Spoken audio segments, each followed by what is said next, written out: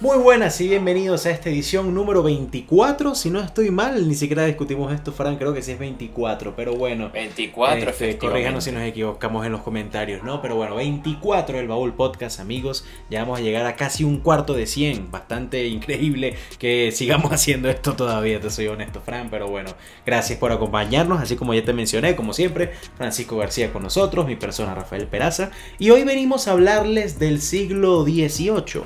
Pero, a diferencia como hicimos con el siglo XVII y el XVI, que lo picamos por la mitad, por la gran cantidad de personajes que habían, y antes que solamente hablábamos de 4 personajes por siglos, bueno, ya estamos entrando a, se podría decir, la modernidad, ¿no? Y cada vez hay más personajes, cada vez hay más categorías, y es muy difícil solamente elegir 4. Entonces lo que vamos a hacer a partir de ahora, en estos siglos que quedan, que es el 18, el 19, el 20, el 21... bueno, el 21 ni siquiera sabemos si vamos a hablar del 21, ¿no? Pero bueno, por ahora hasta el 20 asegurados, ¿no? Es separarlos por categorías, ¿no? Vamos a hablar de políticos y militares, vamos a hablar de filósofos, vamos a hablar de artistas, músicos, exactamente. Cuando digo artistas me refiero a músicos también, ¿no? O sea, vamos a hacerlo un poco más específico porque es que de verdad hay demasiada gente. Pero el día de hoy va a ser categoría de políticos y militares. Entonces, tenemos 4 personajes como siempre, pero antes de mencionarlos, Fran, entonces cuéntanos cómo nos fue las votaciones de la última edición, la versión 23 de este podcast. Muy bien, en la edición pasada el ganador fue John Law, economista. Bien.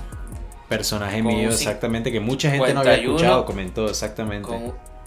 Exacto, con un 51,7% de los votos. Muy bien, de segundo lugar, John Locke con un 24,4% de los votos. De tercer lugar, el rey Luis XIV con un 15,1%. Y de último, Pedro I con un 8,7%. Felicitaciones, Rafa, por tu victoria. Ahí te pasó algo que bueno, que ya discutimos, que tus dos personajes se dividieron muchos votos, ¿no? O sea, se canibalizaron, sí, como dicen en la economía, ser, ¿verdad? De ese sistema que John Law diseñó. Como aprendimos ya la semana pasada, y que uno de nuestros personajes del día de hoy pulió bastante, ¿no? Si este siglo me pasa lo mismo. Bueno, vamos a ver, ojalá. Pero bueno, ya habiendo visto eso, ya teniendo los resultados, recuerden, siempre pueden votar en la parte de abajo en los comentarios. Antes podían votar aquí mismo en el video, pero YouTube quitó eso. Entonces ahí les mando una encuesta de Google. Pueden votar por los personajes que más les gusten y que crean que se defendieron mejor en el debate de hoy, ¿no? Y dichos personajes, por lo menos por mi lado, son dos personas muy diferentes. Una es Alexander Hamilton, aquel que haya visto el musical o que sepa de historia de Norteamérica lo conocerá bastante, uno de los padres fundadores de Estados Unidos. Y la segunda persona es Edward Teach, mejor conocido como el Capitán Barba Negra, uno de los piratas, sino incluso el pirata más famoso del mundo. No digamos el más peligroso, sino el más famoso. Ya hablaremos bastante de él. ¿Tú con quién nos vienes, Fran? Yo por mi parte voy a ir... en contraparte contra Hamilton, voy con Thomas Jefferson, el principal impulsor de la Declaración de Independencia de los Estados Unidos, presidente de los Estados Unidos, segundo, ¿no? Segundo, padre tercero. Fundador. Si no me equivoco, creo que fue el tercero y padre fundador. Ok, muy bien. Padre fundador de los Estados Unidos. Y por el otro lado, para la madre Rusia, nunca mejor dicho, con Catalina la Grande, la zarina, monarca de las monarcas rusas y monarcas rusos más importantes de toda la historia. Muy bien, muy bien. Mucha gente se preguntará por qué no elegimos a George Washington. Realmente no es porque Rafa le dio la gana y yo no quise. Exactamente. Honestamente no es como en casos anteriores que decimos, por ejemplo, el podcast pasado, no es que Newton de verdad no tenía ninguna competencia en Newton. George Washington es un personaje muy importante en la historia del mundo, no solamente en Estados Unidos. Pero quisimos hacer algo diferente. Mucha gente tal vez ha escuchado de Washington y honestamente yo creo que personajes como Jefferson, como Benjamin Franklin incluso, que tampoco los mencionaremos el día de hoy, y como Alexander Benjamin Hamilton. Franklin no entra en esta categoría como tal, porque si bien fue político, también puede entrar como científico. Es verdad. Pero bueno, pudiera decir que independientemente es cuestión de decisión propia. No quisimos, realmente ninguno de los dos quiso elegir a Washington. Eso no quiere decir que no sea importante, y eso no quiere decir que mucha gente lo considere como la persona, el político y el militar más importante de este siglo, ¿no? Pero bueno, ya sin más. Si no, recuerden que Rafa quiso elegir un pirata. Así que... Y bueno, me diste muy buen segue. Si me dejas el permiso de comenzar a mí primero el día de hoy, Fran. Adelante. Perfecto, y vamos a comenzar justamente con el pirata, así de simple, con Edward Teach, Como Barba tu Negra. película. Edward Teach nace, como casi todos los piratas, en Inglaterra, en este caso en Bristol, que en ese momento era una ciudad de mucho comercio, de un puerto muy importante para las islas inglesas. Como casi todos estos corsarios, privateers, no sé cómo se dirá en español realmente. Que eran estos piratas pero con derechos de la corona, o sea, la corona británica les daba permiso de robar barcos españoles y franceses. Realmente este señor... Español, en España se le decían bucaneros. No, pero es que no es lo mismo un buccaneer piratas. a un privateer, no es lo mismo. El bucanero, No, de hecho, casi España todos los la bucaneros eran franceses incluso. Porque eran... Pero en España la figura del corsario era la figura del bucanero. Está bien, pero realmente el privatier y el privateer, o sea, y el bucanero era diferente. Pero bueno, gracias por la aclaración de todas formas, por la investigación ahí. Okay. Esta gente, muchísimos piratas, casi ningún pirata de hecho venía de familia de poder o de familia adinerada. Todos eran simplemente hombres de mar. Que se cansaron de vivir en la pobreza porque los marineros eran de las profesiones más peligrosas y peor pagadas, pero era de las más fáciles, por así decirlo, para entrar, o sea, para entrar, no para ejecutar.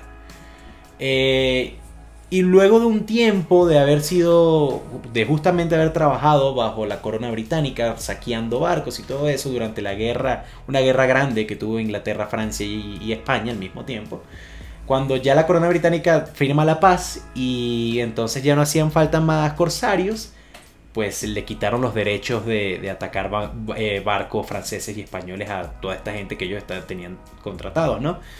Pero esta gente pues ya le gustaba de por sí el poder saquear barcos a placer, ¿no? Entonces lo que hicieron muchísimos, incluyendo Barba Negra, fue pues seguir haciendo lo que estaban haciendo, pero ahora también atacando barcos ingleses y sin ningún tipo de protección de la corona británica, ¿no?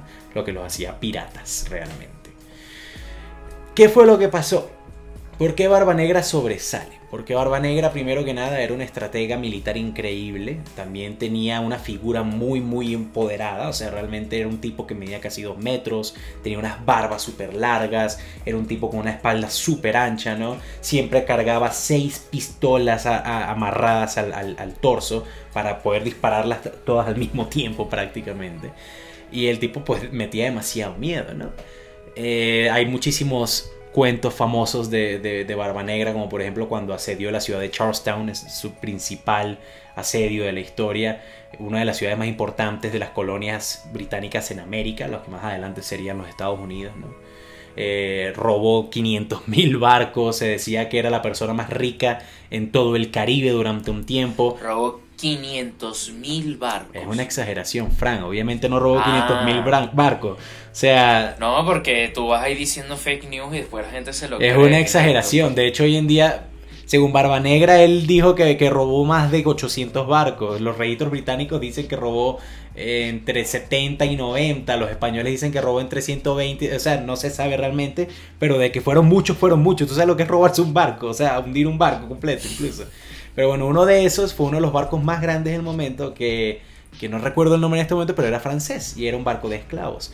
Y Barba Negra, con muchísimos otros soldados, con muchísimos otros pequeños barcos, lograron asediarlo y tomarlo.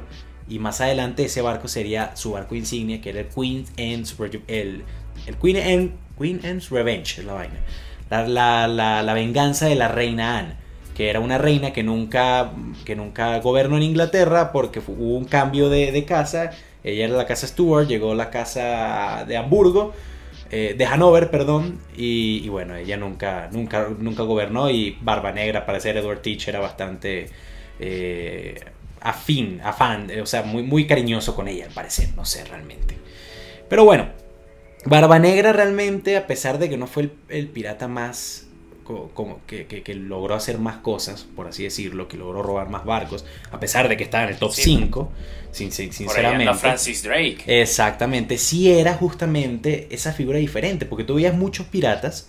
Francis Drake, por ejemplo, como tú muy bien lo mencionas, era un tipo con buen porte, con buena pinta, tenía la barba bajita, siempre tenía el pelo arreglado. Barba Negra no. Barba Negra parecía un monstruo. Él se prendía, agarraba la barba, se hacía unas trenzas y se ponía velas en las puntas para que cada vez que él hablara y caminara por ahí siempre hubiera humo y fuego en su cabeza. El tipo no... O sea, tú lo estás usando como consejero de moda. Bueno, para que tú veas, mira, sí, ya yo me las puedo hacer las trencitas, pero todavía me falta un poquito, pero bueno. Era un tipo que siempre tenía chaquetas grandes, no eran esos trajes bien pegados. Era un tipo que realmente no tenía ética de batalla, que decapitaba a la gente que se le impusiera, que realmente hacía unas atrocidades brutales. De hecho, por lo menos una mitad de los barcos que Barba Negra asedió y tomó, esa mitad no le ponían resistencia porque veían la bandera de Barba Negra, que bastante peculiar era también, porque era un esqueleto con cuernos, una lanza y un corazón rosado.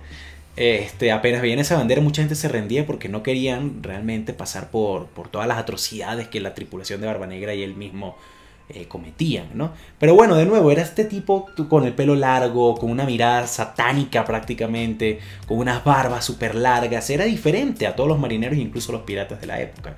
Por eso es que era tan reconocido, por eso era tan recordado, ¿no?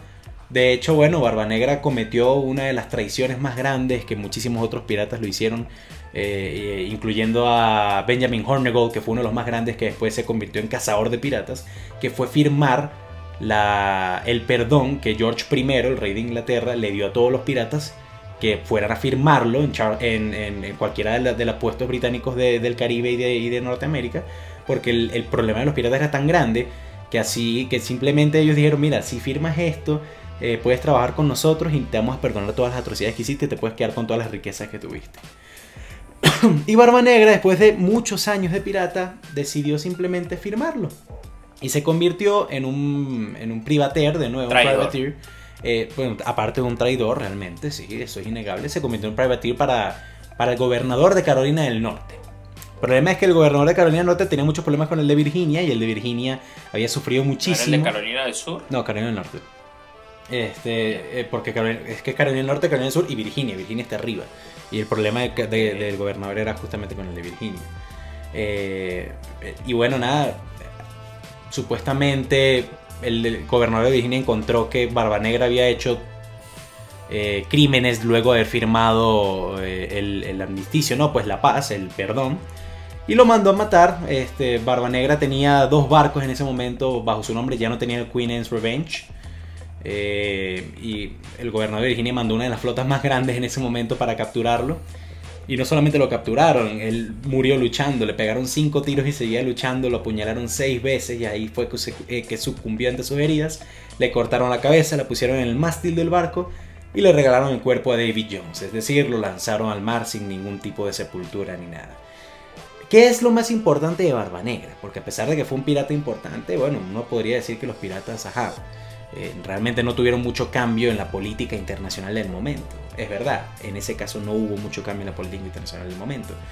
Pero el término de pirata y el romanticismo que vino después, todas las historias que se firmaron, toda la cultura que nació del pirata, ¿no? De ese hombre que se lanzaba a las aventuras y que iba y robaba incluso a quien sea sin ningún perdón, fue lo que se transformó a toda esta cultura que vimos tanto a finales del siglo XX, muchas películas en 1980, 1990 de piratas, tanto incluso hoy en día. Hay una de mis series favoritas, se llama Black Sails, está en Netflix, muy buena. Uno de los protagonistas es justamente Barba Negra, una serie totalmente de los piratas realmente de la época. El que haya jugado Assassin's Creed Black Flag sabe muy bien la historia de Edward Teach, a pesar de que pues tomaba ciertas libertades, era muy similar a lo que le había pasado a Barba Negra, ¿no?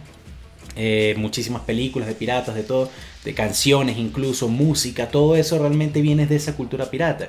Y es innegable que hoy en día tú dices pirata y si tienes que ponerle un nombre o tienes que identificar a alguien como pirata, uno piensa tal vez no siempre en el nombre de Barba Negra, pero sí en la imagen de Barba Negra. Uno no recuerda a esos piratas refinados, bien arreglados, con buen porte. Uno recuerda a ese monstruo, ese tipo con los dientes amarillos, con un diente de oro, que se ríe, que bebe, que siempre está lanzando vaina. Eso es el pirata y esa era la esencia de Barba Negra, y eso fue lo que se nos quedó luego de su historia y de su muerte, incluso de todas sus aventuras, si le podríamos llamar así, ¿no? Y bueno, ese es Barba Negra. Edward Teach o Thatch, muchas pronunciaciones se le acreditan. Bueno, yo voy a opinar es que marico es un pirata. Mira, lo mismo me dijiste, Pirata y lo mismo cultura. dijiste de Vlad Tepes, de que era un simple monarca sanguinario y más, pero que bueno, Conde Drácula, coño, la inspiración, aquí estamos No hablando me de lo importa mismo. si la gente igual le vota para que gane. Es un maldito pirata, güey. Pirata y cultura son antítesis. La imagen romántica que tú dices del pirata ni siquiera se creó de los mismos piratas. Los piratas eran así y tenían unas condiciones pésimas e insalubres y por eso eran así debido a que pasaban tanto tiempo en el mar. Y más los Obviamente piratas porque, bueno, los ¿cómo se llaman? no podían Los encallar marineros en un normales lugar podían porque lo encallar a metían cualquier preso. lado, exacto, pero los piratas... Claro, no, el pirata lo metían preso, sí. Uh-huh. Y, o sea, y él se le caían los dientes por escorbuto. Escorbuto. Y no se corta por falta de vitamina C. Uh-huh. Por eso es tan famoso de que, claro, los piratas comían mucha naranja. Porque Limón. la naranja tiene vitamina. Y naranja también. Ah, bueno, sí, son las lo dos. más que nada era limón, sí. Pero, coño, Fran, Y es una cultura que sigue ya va. existiendo hoy en día. No me vas a meter a los somalíes en esto porque ese es otro Ah, no, yo no estaba hablando de los somalíes, yo me refería a, coño, hay equipos de fútbol americano que se llaman Piratas de los Buccaneers, hay equipos Déjame de béisbol, seguir.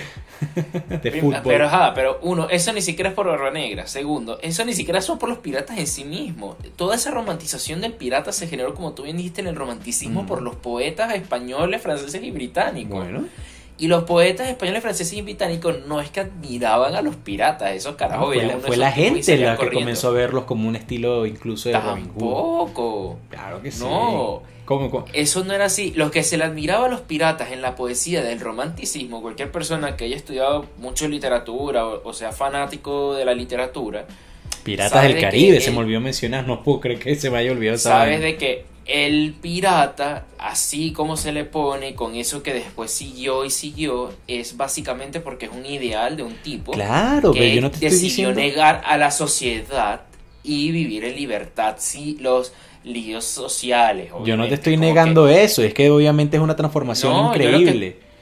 Y es un, Exacto. pero de O sea, todas pero al formas final eso no nace la tiene nada que ver inspiración con de ahí. Lo pirata. mismo que Vlad Tepes con Drácula y a la gente le gustó y bueno, Pero lo mismo mira, lo va de a Black pasar. Tepes con Drácula es más directo, porque el carajo, si habían rumores de que el tipo, o sea, se No, corrían se bañaba rumores en de que el tipo sangre hacía ni cosas nada con de eso, sangre. ni chupaba sangre. Eran ni nada. rumores, O sea, obviamente, eran rumores Todas que las se le daban acciones, para darle más miedo. todas las acciones, todo ese tipo de cosas que sí se Pero romantizaron. que un pirata, ¿qué es lo que hacía el pirata? El pirata veía un barco, a veces se rendía, iba al abordaje, lo intentaba hundir, lo Bueno, robaban, llegaba a un esa- lugar, le caían cañonazos como a Cartagena. Esa ya, Este, esa como ya a es tu opinión Charleston. contra la mía, como siempre, pero eso no vale mucho en este momento. Lo que vale es la opinión de Ni ustedes, siquiera- o sea, audiencia. mira, ya que tú mismo lo dijiste, si estamos hablando en un ámbito militar, el carajo no es más que un bandido por ahí andando. Con o sea, 4 barcos logró sellar y sitiar una de las ciudades más importantes de Norteamérica en ese momento y nadie pudo y en hacer ese momento nada. Norteamérica era una vaina agraria, un Coño, peladero Charleston, de Charleston era una chivo. ciudad que tenía más de 250.000 habitantes en ese momento. No porque tenga mucha gente no significa que eran todos campesinos, güey. Pueden no, venirse sin... Ya sabemos con Hernán Cortés Ya Fran de que está, 300 Fran está españoles le inventando. ganaron Sí, a Hernán 2 Cortés millones de vino, aztecas, güey. Hernán Cortés vino 300 años antes de este peo, ¿viste? 200 años antes de este peo. Pero es que tenían superioridad de armas. Cuando tienes superioridad de armas, el número es un número y ya. Pues Charleston bueno, ya la seguía gente siendo dirá. corona británica, ¿no? Pero bueno, nada, exacto, como dije, nuestra opinión ya no vale en este momento, vale la de ustedes, querida audiencia. Y bueno, me imagino que me vas a lanzar a la zarina para poder dejar a los dos estadounidenses al final, ¿no? Sí, vamos a hacer eso, pues. Como quieras, si quieres lanzarme a Jefferson tampoco hay problema. Vamos con Catalina II de Dale. Rusia, por dejar el plato fuerte de último. Está bien, main event. Muy bien. Catalina II de Rusia, en un nombre impronunciable, que bueno, no es impronunciable, los rusos sabrán pronunciarlo, yo no. Ella nació, la verdad, fue en Polonia. Bueno, en esa época era Prusia, ahorita es actualmente Polonia. Y murió en San Petersburgo, vivió bastante tiempo, vivió unos 67 años, que como sabíamos era bastante, y fue emperatriz de Rusia durante 34 de esos 67 años, más de la mitad de su vida. Y es que incluso su vida se divide en eso. Su título completo era emperatriz y autócrata de todas las Rusias, más era duquesa de 2 lugares y también era princesa de otro. Vamos a hablar de la primera parte de su vida rápido porque es como la parte más pasiva, y la segunda parte es la que es la parte más activa. La primera parte de su vida Catalina agarran II. cualquier monarca, copy, paste, es lo mismo. Yeah. Ajá, entonces. Algo parecido. Bueno, ella nació ella ya obviamente sangre real, nació en la corona de Prusia.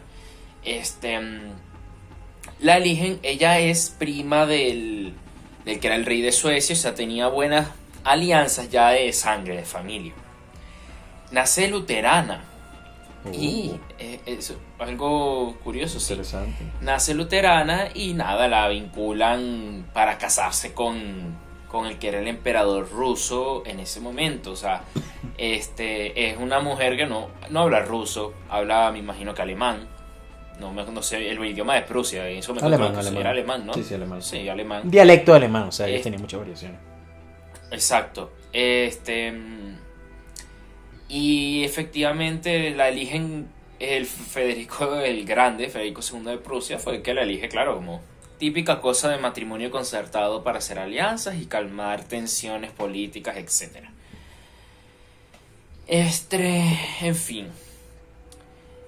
Ella en su matrimonio fracasa porque su esposo, el gran duque Pedro, pues no pudo consumar matrimonio en 8 años. Básicamente era impotente, lanzaba puras salvas, se pudiera decir.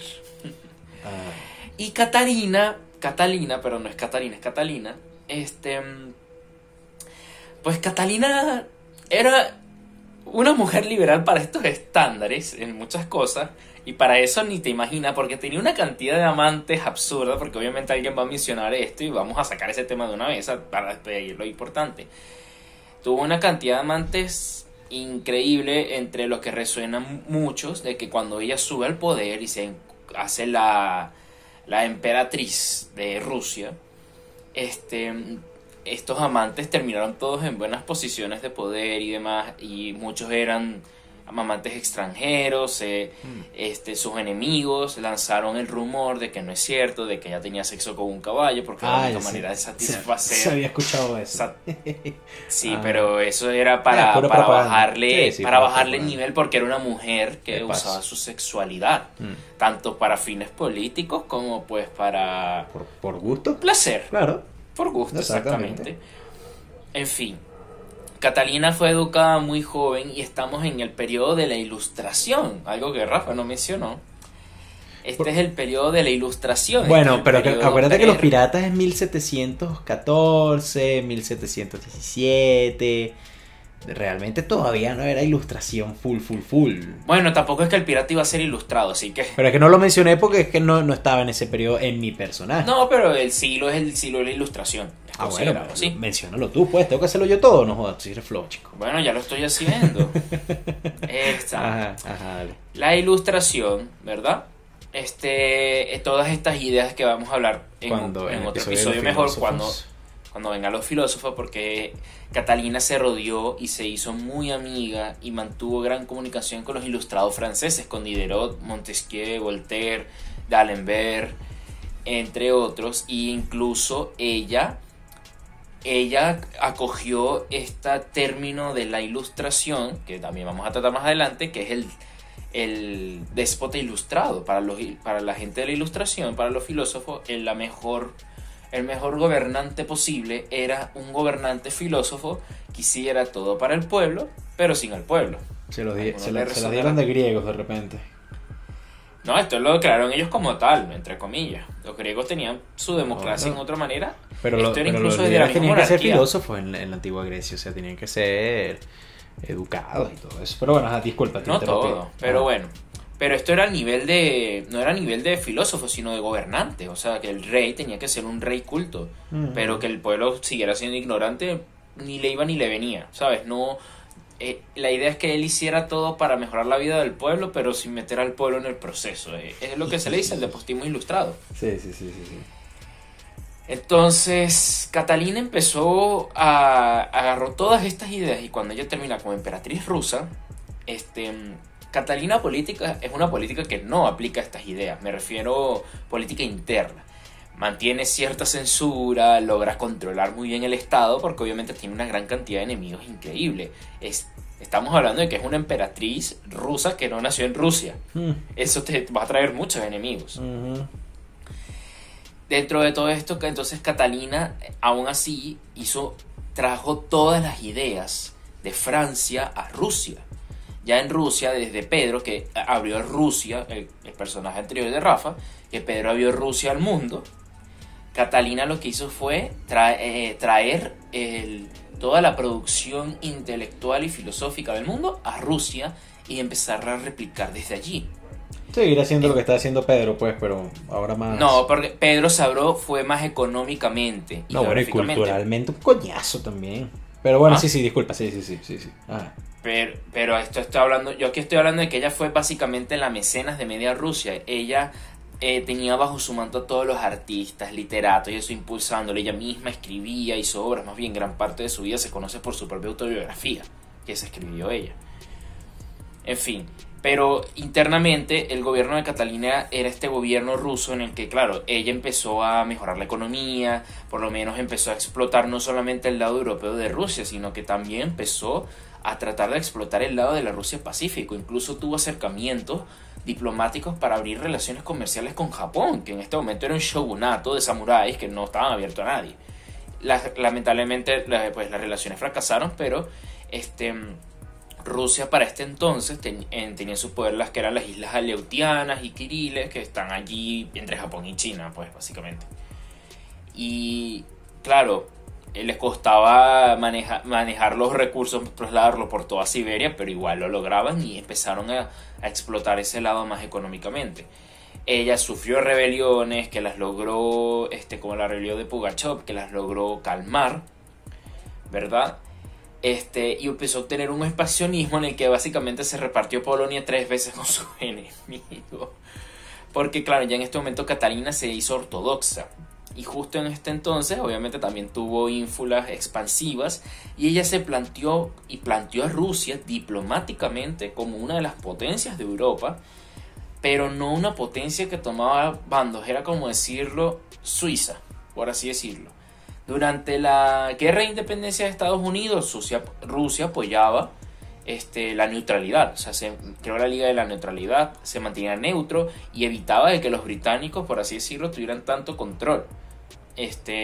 Obviamente unido con otras naciones, diplomáticamente buscaba minar el expansionismo británico que se iba a magnificar en el siglo XIX. Lo mismo en conflictos territoriales, fue a guerra contra Suecia porque su primo, tío, no me acuerdo, familiar, intentó invadir Rusia y resistió. No fue por eso, Fran, fue porque los rusos y los suecos siempre se han llevado mal. Pero y si no, pregunten, se matan por quién se inventó el vodka, coño. Pero bueno, sí, misma vaina. Ajá, entonces. Bueno, él intentó invadir Rusia, ella se fue a guerra mientras estaba peleando una guerra con los turcos, porque los turcos estaban intentando recuperar la parte que era de Crimea, ¿verdad? Y esa guerra del Imperio Otomano con los rusos fue bastante, la guerra de Crimea, bastante interesante, bastante buena. Sí, porque esta era la segunda guerra ruso-turca que había, porque la anterior los rusos habían, claro, agarrado el Kanato de Crimea, que se conocía como entonces, y el Imperio Otomano estaba enojado y lo quería recuperar, y Catalina logró repeler al Imperio Romano. No fue que no le quitó sus territorios, al mismo tiempo logró de que Dinamarca entrara en guerra contra Suecia diplomáticamente. Así Suecia tenía también que pelear en dos bandos y al final se retiraron y firmaron un tratado de paz entre los tres en el que se devolvieron todos los territorios que se quitaron y aquí no pasó nada. Porque eso era ella era una filósofa, era diplomática. Obviamente Rusia seguía teniendo sus mismos problemas agrarios que tienen hasta hoy en día, dije yo, de que el campesino ruso pues no la pasa muy bien. En ese momento fue lo mismo y se está también creando una corte desigual, efectivamente, que eso se magnificaría con la Revolución Rusa y el zar Nicolás II, que si quieren saber un poco más del zar Nicolás II, vayan al último episodio de Patreon que hablamos de él. Sí, ¿verdad? Sí, entonces Catalina es reconocida como, o sea, de las monarcas mujeres, de las más importantes y admiradas de toda la historia, como ícono, no diría feminista, porque en esa época creo que no existía el feminismo ni siquiera, Pero sí es un ideal de una mujer fuerte, que puede ser política, puede ser mediadora, que utiliza más allá de la fuerza, la inteligencia, pero que no le tiembla el pulso tampoco. Es altamente estratégica al momento de tener relaciones diplomáticas, al momento de manejar su política interna, y siendo que Rusia es difícil que tenga políticos por muchos años, gracias a eso, logró estar durante 37 años en el poder, incluso después de su muerte. Gracias a ella es que llegaron el esplendor de las artes rusas. O sea, gracias a ella después llegó Dostoyevsky, Pushkin, Lev Tolstoy.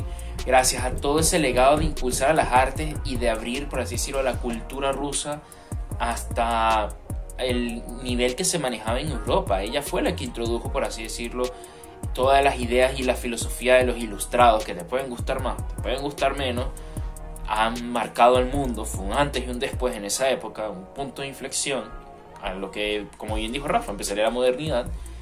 Y bueno, esa es... y otra cosa, introdujo la vacunación en Rusia. En Rusia dio el ejemplo, siendo ya la primera en hacerlo. Y esa es Catalina la Grande. Mira, Fran, nada de lo que dijiste es mentira, obviamente. Muy bien, me alegra que lo digas, pero ahora viene un pero. Exactamente, si no hubiera dicho un cumplido. Mira, realmente fue Pedro I, no solamente culturalmente, sino mandó a traer Pedro I, que fue justamente el monarca ruso del cual yo hablé el siglo pasado.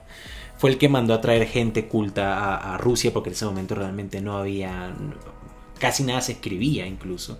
Fue el que realmente comenzó a traer arte, fue el que viajó por el mundo y comenzó a traer influencias en especial de Europa, para que Rusia comenzara a evolucionar, tanto económica como comercial, como social, como artísticamente incluso. Fue bajo los diseños de sus arquitectos que se comenzaron a ver esos nuevos edificios tan bonitos que hoy en día incluso todavía se siguen viendo, tanto en las calles de San Petersburgo como en Moscú.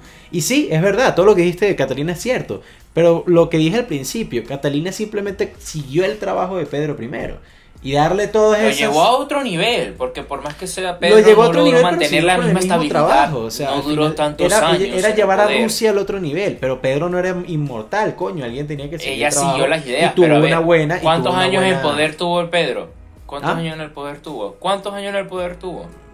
Coño, 20 y pico si no estoy mal. La verdad no fueron muchos, porque lo que te digo, él no era el primogénito. Entonces él le tocó ser monarca como los 30 y pico, 40, no como Ella Catalina, vivió 67, que le tocó tuvo joven. la mitad de su vida. Y aún así, el legado de Catalina es verdad, siguió la línea de Pedro. Siguió no te lo la puedo línea negar. de Pedro. O sea, Pedro le abrió la puerta, pero él solo abrió la puerta, damas primero, pero ella fue la que generó los mayores cambios internos, porque ella le metió mano más agresiva. Pedro dentro de todo fue muy blando en todas esas cosas. Ella sí supo meterle manos muy agresivas. blando, ¿no? Por te ponía impuestos a la barba, el coño madre, y más ni siquiera hablando. Eso es estúpido, pero bueno. No joda, y un impuesto es como que esta caraja nadie le podía hablar más. Siempre terminamos hablando de barba, Fran. ¿Por qué será que siempre terminamos hablando de barbas? No tengo ni idea. Pero bueno, ella fue la que potenció todo eso y lo llevó a un nivel que él no lo pudo hacer. Incluso porque simplemente, no le dio el tiempo, mira, por un hecho. O sea, no puede esperar como monarca modernizó un país solo él. Ni siquiera por eso. Simplemente porque tal vez ni coincidió en el tiempo que era. En la época de Pedro no estaba en los filósofos de la ilustración que... En la época de Pedro ni siquiera existía San Petersburgo. O sea... Fundó una ciudad, cualquiera te fundó una ciudad, marico. O sea... Bueno, nada, de nuevo, como siempre, ya depende de ustedes para seguir entonces con el flujo. Por algo, ¿no? Es Catalina la Grande. Y Pedro es Pedro. Pedro el Grande. Pedro the Great. Es Pedro el Grande. No me vengas a joder, es la misma vaina. Por eso te digo, es la sucesión, es la sucesora. Pero bueno, nada, siendo la sucesora, el original tuvo solo 8% de los votos, así que no te veo muy bien, Fran. Pero bueno, nada. Bueno, vamos a ver. Vamos a hablar de dos personajes que mucha gente nos dirán, porque solo hablan de Estados Unidos. Pues realmente en este momento pasó algo muy importante de la historia. Ya hemos hablado de la primera mitad, justamente. Hemos ido en orden, ahora que lo pienso, con los personajes. Vino Barba Negra, que fue el primero, a principio de siglo. Después Catalina, que vino un poco después. Ahora vamos a hablar, pasamos un poco de la ilustración a la época de la Revolución estadounidense, ¿no? La primera democracia no monárquica como tal de gran tamaño, porque ya no ha habido experimentos antes, pero de gran tamaño que ha habido en la historia, ¿no? Y justamente la revolución... En el mundo moderno. Después de los griegos. En el mundo moderno, Después de los griegos, sí, es verdad, exacto. es verdad, porque bueno, no podemos meter a los griegos en ese cuento, es muy cierto eso que dijiste, no lo había tenido en cuenta. Pero bueno, la revolución estadounidense al final también da las bases y da la influencia y da muchas cosas, fue de los problemas que vinieron más adelante sería justamente por esto, de la revolución francesa, ¿no? Justamente hablaremos de eso el siglo que viene, porque bueno, comenzó en 1802, si no estoy mal. Pero por hoy vamos a comenzar con dos de estos padres fundadores de los Estados Unidos, que son Alexander Hamilton y Jefferson. Entonces, Alexander Hamilton, por mi lado, por lo menos. Hamilton, a diferencia de Washington, de Jefferson, de Franklin, de muchísimos grandes padres fundadores de Estados Unidos, no nace en Estados Unidos, no nace en una finca, no nace en una casa de campo en New Hampshire o New England, no nace no nace con mucho dinero, incluso él nace en lo que hoy en día se llama, se me fue el nombre, es una isla del Caribe muy chiquita, cerca de Martinica, se me olvidó el nombre en este momento. Saint Kitts and Nevis. En Nevis, él nace en Nevis, exactamente. Una isla que realmente ni siquiera era bonita. Hoy en día tú ves Nevis, es una montaña, ni siquiera es... Es un paraíso fiscal. Hoy en día, sí, pero tú ni siquiera tiene, no es una isla plana como podría, o sea, con menos montañas como podría ser Puerto Rico, como podría ser Martinica incluso. Aruba, exacto. Yo sé que Puerto Rico tiene montañas, me refiero solo a una parte antes de que los mis amigos boricos me digan que no. Sino que realmente era una isla muy difícil de vivir. De hecho, su padre lo abandona y su madre muere cuando él tiene 14 años. Y el juez que estaba investigando la muerte de la madre fue el que le prestó dinero para que él pudiera comprarse unos zapatos e ir a ver a su madre cómo estaba siendo enterrada. Imagínate esa vaina. Al final, sin nada y sin nadie que lo respaldara, él comenzó a trabajar a la edad de los 14 años. Y comenzó a ser el asistente de un comerciante, porque bueno, a pesar de que no había mucho en Neves, estratégicamente hablando estaba muy bien posicionado en el Caribe. Pasaban muchos barcos de carga. Entonces él comienza a trabajar justamente ahí. Y ahí es cuando a los 15, 16 años ya era el administrador de la tienda, le iba muy bien, producía mucho dinero por él solo. Y cuando tenía ya 19 años es que él decide, con todo lo que había ahorrado, mudarse a las colonias británicas en Norteamérica, lo que más adelante sería Estados Unidos. Ahí comienza su carrera política, él comienza a estudiar él estudia y se gradúa de Derecho. Y al ser inmigrante y al ver realmente como todos los problemas que había en la colonia británica, en ese momento pues estaba el boom de la revolución estadounidense. Mucha gente cree que Hamilton era contemporáneo en edad por lo menos con Washington, con Jefferson, con Franklin, pero Hamilton tenía 22 años cuando se comenzó a estar en la revolución estadounidense. De hecho, él comienza a trabajar de la mano de Washington y él se vuelve la mano derecha de Washington.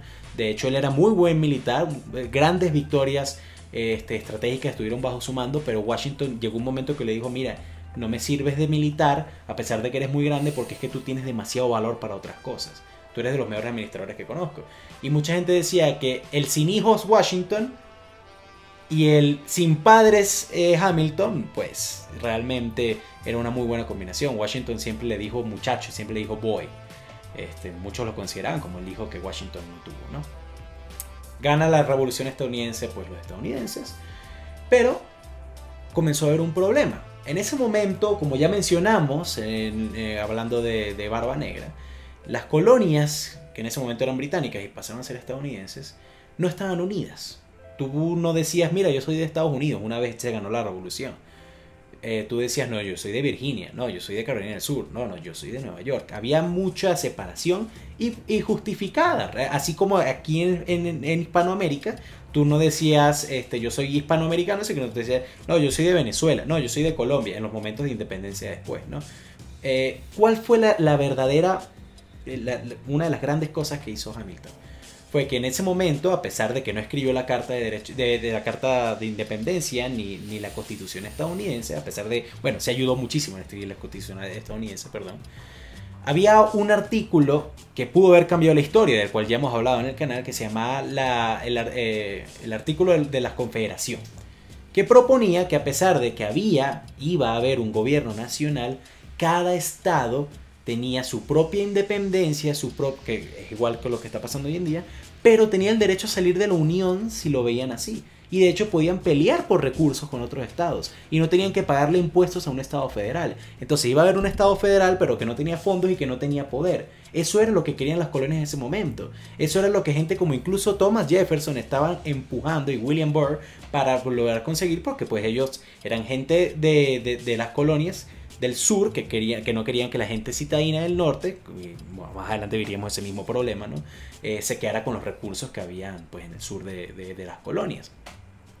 Y si esto hubiera pasado exactamente lo mismo que pasó en Hispanoamérica, que hubiera sido muchos estados por su cuenta que no son suficientemente poderosos, que se mataban entre ellos. Pero gracias a toda la participación de Hamilton y de Washington también, gracias porque él se vuelve el tesorero del estado, que agarra un estado en quiebra, por cierto, totalmente en quiebra de guerra.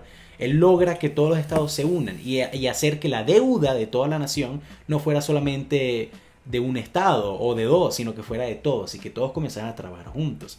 Y de hecho es gracias a ese y gracias a los diseños de expansión que también se propuso bajo Hamilton, bajo su tesorería, y su nuevo estilo de economía diferente a lo que se hacía en Inglaterra, a todos los que eran los impuestos, a todos los impuestos de comercio, pero también impuestos de desarrollo y todo este tipo de cosas, fue que se logra unir la nación, se logra crear realmente un poderío desde Washington, que a pesar de que cada estado tenía su independencia, tenían que siempre por lo menos rendirle cuentas a la capital, ¿no? O por lo menos de una forma más equitativa, ¿no? Al final Hamilton logra unir la nación. También cuando Washington se retira, mucha gente creía que él iba a ser presidente, pero bueno, el tipo también hay que decirlo, era muy calentón, por así decirlo, y tenía todo tipo de aventuras, entonces eso no estaba bien visto. Se murió en un duelo. Todo el mundo, pero eso no tuvo que ver nada con ser calentón. Él de hecho, yo pensaba que decías calentón de enojarse. Bueno, también, pero yo me refería a que era muy mujeriego. Ok. Pero no, él entra en duelo porque estaban diciendo que su hijo era un cobarde y su hijo murió en un duelo también. Entonces te imaginarás cómo puede pegar eso, ¿no? Y se murió a los 49 años. O sea, y realmente todas las reformas económicas de Hamilton seguían vigentes y seguían evolucionando. Pero él se le considera como el padre unidor, justamente por eso, porque a pesar de, incluso él firma y crea gran parte de la Constitución de los Estados Unidos y también logró bloquear esa contraconstitución que se estaba trabajando y que realmente tenía mucho poder, que era el artículo de la Confederación. Y nada, básicamente ese es Hamilton. Washington luchó para la independencia de los Estados Unidos y la consiguió, es verdad, pero Hamilton lo que hizo fue lograr que dicha independencia se mantuviese y poder tener un proyecto económico y de nación a futuro. Muy bien, me parece bien. Washington lo luchó. Mira, ojo, Hamilton la intentó unir, Jefferson la pensó. Y aquí entro yo. No, está muy bien. Pero un segundito. Yo no soy para nada de musicales, se lo imaginarán, no tengo pinta de escuchar musicales. Es una mierda. Es muy bueno, tú no te lo viste. Es muy buen musical, muy recomendado. No me importa, ajá, los musicales son una mierda. Ni siquiera te lo viste. ¿Cómo vas a decir que algo es una mierda si no te lo viste, Frank?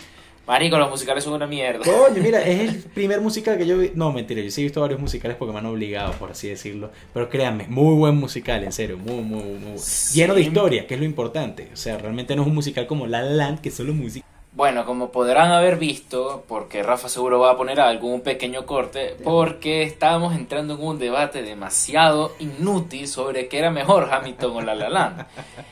Y efectivamente lo resolvimos tras bastidores y que la cámara de Rafa se dio cuenta que no tenía sentido que estuviéramos hablando de eso y decidió suicidarse, pero bueno, ya volvimos en línea. Y nada, exacto. Hablemos del último personaje entonces del día de hoy, el main event, según Fran. No, el main event era la pelea de los dos, pero bueno, eso es un main event. Está bien. En fin, Washington la peleó, Hamilton la unió, Jefferson la pensó. Así lo voy a decir. Va a estar difícil. Thomas Jefferson fue el tercer presidente de los Estados Unidos de América, confirmado y contrastado.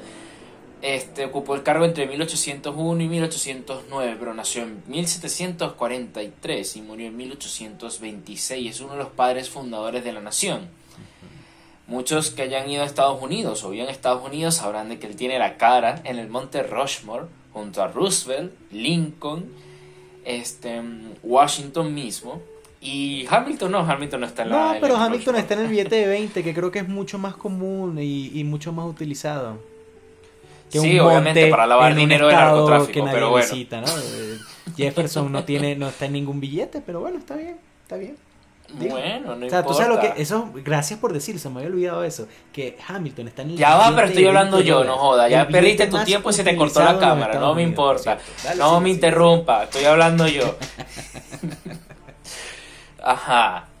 Ya tú tuviste tus 20 minutos para hablar de Hamilton. Como los 20 entonces dólares me de toca a mí. Hamilton. Sí, dale. Ajá. Muy bien.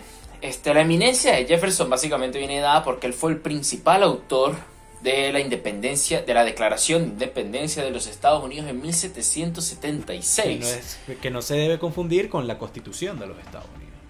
Exactamente, pero la Declaración de Independencia, cabe destacar que esto vino incluso antes de la Revolución Francesa. 20 y pico Y vino años. directa, sí, efectivamente, vino, y sobre todo que esta declaración vino total. Ya habíamos hablado con Catalina de los ilustrados, y Jefferson era un filósofo que estaba totalmente también influenciado por la Ilustración francesa.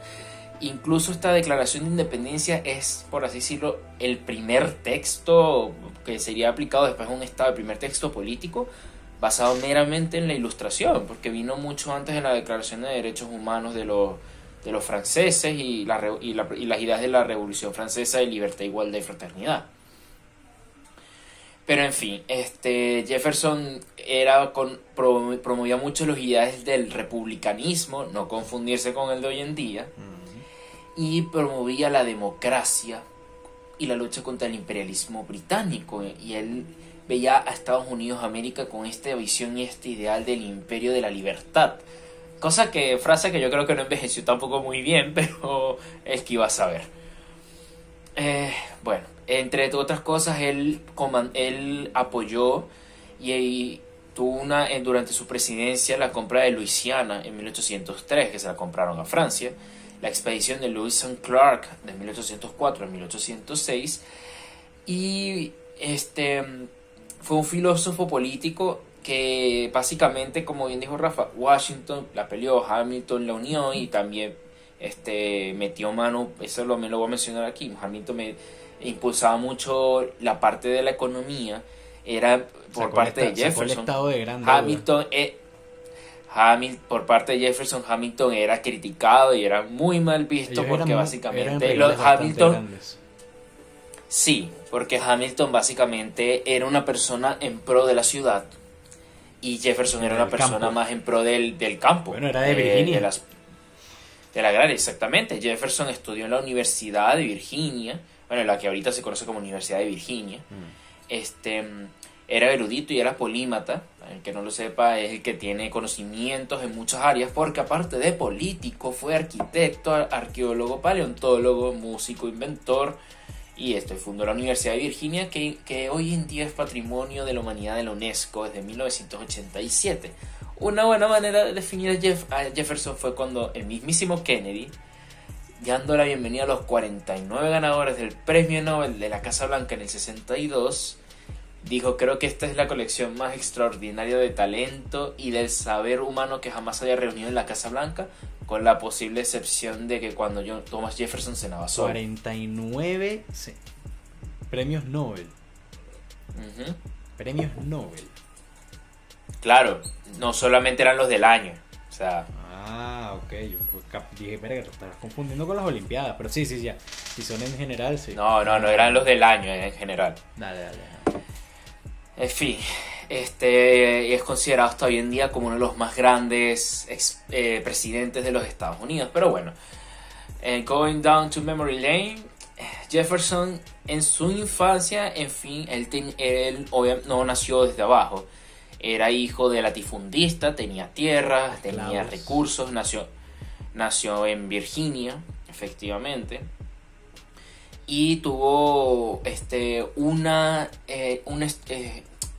formación académica fuertemente influenciada en los empiristas británicos, como ya mencioné, como John Locke, muy importante, y es quien más tiene la influencia en todo lo que después Jefferson haría. Pero también tuvo mucha influencia de Francis Bacon, de Isaac Newton, el cual mismo Jefferson dijo que eran los 3 mejores hombres que el mundo nunca haya creado. Y dentro de todo esto, claro, el contexto en el que nace Jefferson, como bien dijo Rafa, es un contexto de que, claro, eran colonias británicas en América, no era Estados Unidos ni nada así, y la de Jefferson era la del sur.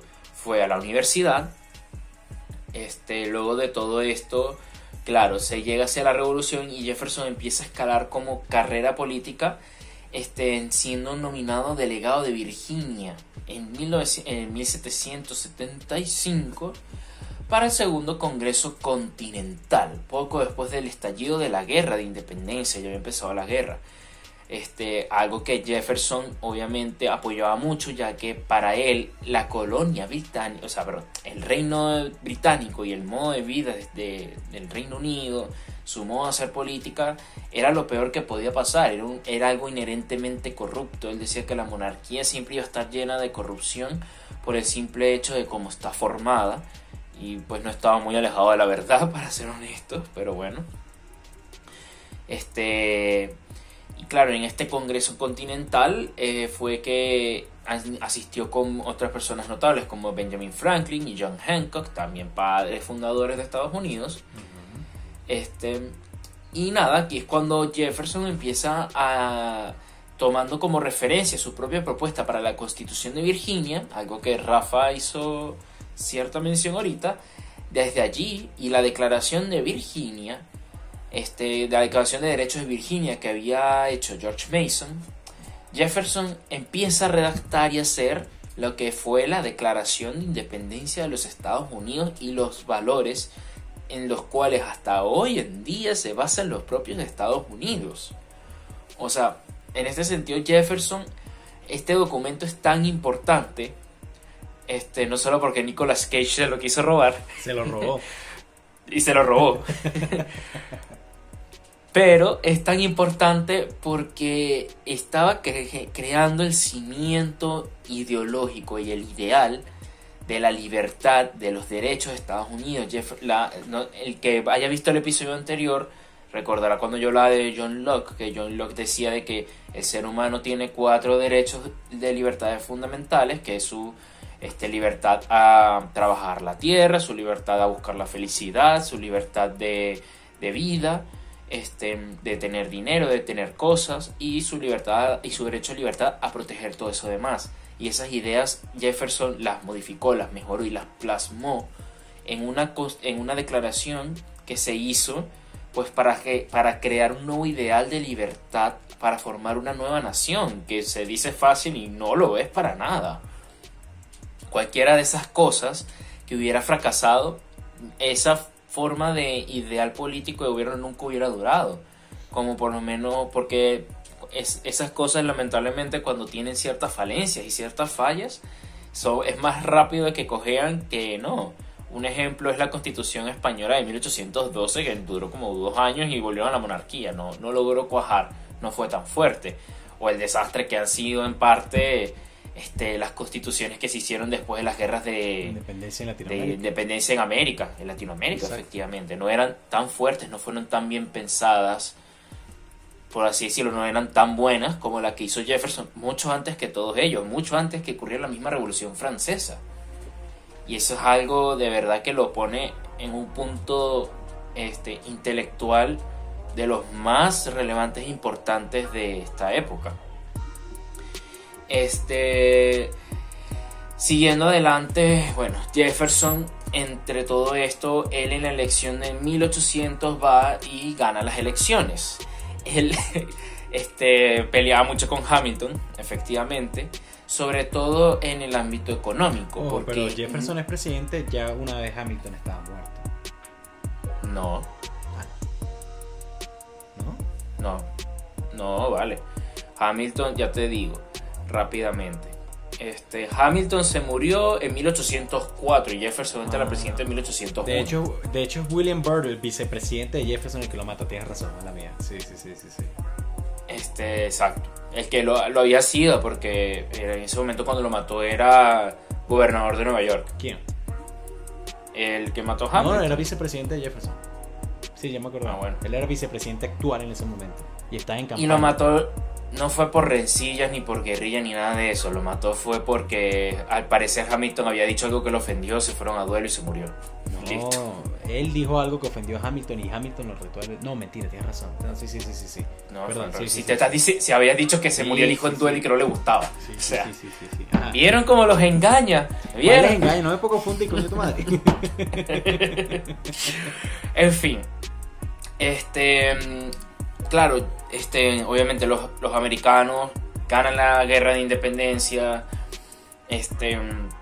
Jefferson fue vicepresidente. Ya Jefferson se había lanzado las elecciones en 1796 y él las pierde. Pero se hizo vicepresidente. Y dentro de todo esto, claro, Jefferson en su ideal buscaba alejarse totalmente de lo que fuera parecido a la monarquía, y él chocaba mucho con Hamilton porque Hamilton impulsaba un banco central de Estados Unidos y él decía de que esto no iba a ser bueno porque esta centralización del Estado y de los recursos, porque como la gente sabe, Estados Unidos es federal. O sea, cada condado tiene casi que su propia constitución y ellos no tienen una constitución como tal, ellos son enmiendas en las que se basan y después ahí cada quien hace su marco legal. Es algo que no está planificado de forma organizada, sino simplemente se va aprendiendo de las experiencias pasadas, lo cual lo hace muy bien porque si no te toca cada rato estar haciendo reformas constitucionales y constituyentes. Y nuevas constituciones. Exactamente. Que no siempre suelen salir bien, pero bueno, eso es otro tema. Y en este sentido, claro, él peleaba mucho por la Cámara de Representantes. Hamilton tenía cierto poder, Jefferson también, entonces tenía muchos choques en el sentido de cómo se debería manejar el país. Incluso se fueron a juicio y al final el juzgado le dio la razón a Hamilton porque al final estos debates eran sobre la libertad. Hamilton decía, la libertad económica está también como la libertad de estos derechos. Y Jefferson decía, no es que voy a controlar la economía, pero es que esto no es libertad económica porque al final, si se realiza esto, se van a minar las libertades de los ciudadanos y la libertad del ciudadano es lo que está por encima de todo. Y eso habla muy bien de Jefferson. Pero de todas formas que pensador. Pero de todas formas lo que Hamilton proponía nunca violó ningún tipo de libertades, sino lo que hizo fue volver más fuerte el Era Estado. el debate de la época, dentro de todo. Y al final también al final los dos hombres no es que hay uno mejor que el otro, porque los dos de dejaron hecho aportes cuando distintos. Hamilton muere, incluso Jefferson comienza a tomar muchas de las ideas de Hamilton y comienza a respaldar incluso el concepto de Banco Central, porque como que se dio cuenta de que estaban peleando por lograr hacer la misma cosa, que era un país mucho más fuerte, ¿no? O sea, eran peleas que no debieron haberse dado, incluso dice Jefferson al final. Sí, y entonces al final Jefferson tiene su presidencia y efectivamente se empieza a ver un gasto muy alto, pero él la termina dejando. Él no fue como Washington, que Washington sí tenía ideas como de quedarse ahí un poquito más de tiempo. No, Jefferson defendía la libertad. Ya cuando dejó la presidencia simplemente se regresó a Virginia hasta que murió. Murió muy endeudado, casualmente. Murió como una persona súper endeudada por deudas que contrajo de su familia, que se dividió entre sus hermanos y al final era tan gigante que después murió endeudado. Existen varias críticas a Jefferson, voy a decir algunas, no sé si Rafa me va a sacar otra que se me olvide, como por lo menos Jefferson tenía esclavos. Sí, todos lo tenían, honestamente. Todos lo tenían esclavos. Hamilton no tenía esclavos directamente, porque Hamilton tenía a la familia, eso sí. Pero como él no era como el hijo más legítimo, él no tenía, pero Hamilton sí estuvo involucrado en venta y compra de esclavos. Tal vez no para él, pero pues también todos tenían esclavos. Al final la compra y venta de esclavos seguía siendo parte del comercio que la tesorería de los Estados Unidos tenía que manejar, ¿no? O sea. Exacto. Y en este sentido, Jefferson, el mayor legado que tiene, aparte de la Declaración de Independencia de Estados Unidos, que es uno de los documentos, de la historia mundial, porque yo sé que hay gente que no le gustan los Estados Unidos, pero les guste o no, es un factor esto es importante, es un factor súper importante, y es importante porque gracias a ese documento esos ideales fueron tomados como ejemplo para después las revoluciones en América Latina. Francia. O sea, ese discurso súper bolivarianista o súper nacionalista de que los libertadores de aquí no tuvieron influencia extranjera alguna, eso es mentira. Eso estuvieron más apoyados que si por los ingleses, por los franceses, que querían todos joder a los españoles. Bolívar quería ser Napoleón, Napoleón quería ser Washington, o sea. Y incluso Fernando VII me decía, pero ¿quién es este Bolívar? Y le decía, Bolívar es el Napoleón de América. Exactamente. Así mismo. En fin, esta gente, Bolívar y San Martín y todos ellos se inspiraron en la Revolución Francesa, en la Ilustración y en la Declaración de Independencia. En la Declaración de Independencia de los Estados Unidos, que fue en los ideales de Jefferson, le tenían a todos en una alta estima. Por eso algo es aún venerado, tiene estatuas, universidades, no sale en el billete, pero sale en el Monte Rushmore, como dijimos. Era una persona de una personalidad muy, muy calmada. Era una persona que venía como casi 2 metros, blanco, flaco. Le gustaba la privacidad, prefería trabajar encerrado en su escritorio. Durante su periodo en la Casa Blanca, él era muy partidario del campo. Él no le gustaba mucho eso de centralizar las actividades económicas. Y ese era su mayor problema con Hamilton. Hamilton quería centralizar la economía en las ciudades, que como estaba pasando en la revolución industrial en Inglaterra, ya para ese entonces. Y Jefferson decía, no, que el campo se tiene que quedar en el campo, en las libertades económicas de los agrarios, el campo, que al final la verdad es que la verdad está entre los dos. La verdad yo creo que está entre los dos. Pero es que el campo, sí, obviamente el campo era súper importante, pero en ese momento realmente era el país industrializado el que avanzaba, porque el campo nunca iba a desaparecer. El miedo de que desapareciera el campo era ver cómo avanzaba la industria, pero es que el campo jamás iba a desaparecer. Papi, pero si no tienes nadie que te trabaje el campo, te mueres de hambre. Pero es que así mismo. Ni Hamilton, ni Washington, ni nadie nunca quiso, mira, toda la gente del campo, véngase para la ciudad. No, era justamente lo que tú estás diciendo. No, pero ¿qué es lo que ocurría durante la industrialización del Reino Unido y de los países en Europa? No, Irlanda y Gales seguían produciendo comida y nunca hubo... No, pero Irlanda y Gales, pero Inglaterra pasó hambrunas. No, Inglaterra jamás pasó. Irlanda sí pasó hambruna, pero Inglaterra jamás ha pasado hambrunas. Por lo menos en la Inglaterra moderna. O sea, la Inglaterra de los últimos 300, 400 años. Y a eso es lo que voy. O sea, obviamente no le voy a quitar nada a Hamilton, a Jefferson. Pero si hubiera sido por Jefferson, realmente hubiera pasado lo mismo que pasó en Hispanoamérica más adelante. Porque si hubiera habido una separación mucho más grande de los estados, una independencia más grande para cada estado, y al final él no estaba buscando separar los estados. Es que no estoy diciendo que los separara. Pero es que al final Hamilton centralizó la economía, sí. No centralizó el formato de gobierno. Pero es que de todas formas, si las ideas de Jefferson la economía, ibas a tener problemas, porque entonces los estados agrícolas, no iban a tener el suficiente desarrollo comercial y económico que tenían los del norte, y más adelante cualquier otro estado del norte hubiera querido ir a invadir a los estados del sur, porque ya había pasado incluso cuando los Estados Unidos estaban juntos, de que muchos estados estaban declarándole guerra a otros estados. Pero entonces es que si te pones a ver ahorita los Estados Unidos, los estados del norte históricamente siempre han sido los estados con más ciudades grandes, con más urbes, metrópolis. Los estados del sur siempre han sido en carácter más de campo, más agrario. No es que no hayan ciudades grandes, obviamente ves a Phoenix, que está en el sur, y a Texas, y tienen 7, 10 millones de personas, pero en ese momento nada de eso existía, y eso no es el sur-sur, eso no se considera el oeste. Si me hablas de ciudades grandes en el sur, háblame de Charleston, háblame de Atlanta, pero, o sea, exacto, pero si tú ves, no me puedes comparar Nueva York, que Nueva York sí es el norte, con Virginia, con Carolina del Sur, que sí más el sur. Por eso, porque realmente funcionaban las cosas en el norte, en el sur era pero me refiero ahorita, o sea, el desarrollo, al final lo que Jefferson quería era un desarrollo más igualitario para cada lugar. No se puede olvidar el campo, que es donde él venía, era consciente de sus ideales, o sea, era una persona, eso sí, lo puedes tachar de que era muy idealista, sí. Y eso yo no lo considero mal, porque al final sí, claro, su visión pero es la misma visión que más adelante hubiera producido la guerra civil. O sea, que realmente era una visión... La guerra civil se pronunció por otras cosas también. Claro, pero de todas formas era una visión que sí, en el momento era importante, pero evidentemente ya el mundo... Y es que estamos jugando en el momento. Pero el mundo ya no estaba dando, o sea, ya el mundo estaba viendo hacia adelante, que era la producción industrial. Imagínate es si que al Estados final Unidos de se todo hubiera eso, centrado, ok, que cada estado hiciera su propia vaina y que se centrara en lo agrícola, que era lo que estaba buscando justamente Jefferson de verdad. Aparte pero que es sí, que al estaba final de buscando todo el eso, equilibrio, mira, pero principalmente lo agrícola. se, Hubiera si sido una él, Brasil más. pero es que al si hubiera final sido una los Hispanoamérica sucesores más. en la presidencia eran la gente que siguieron su idea.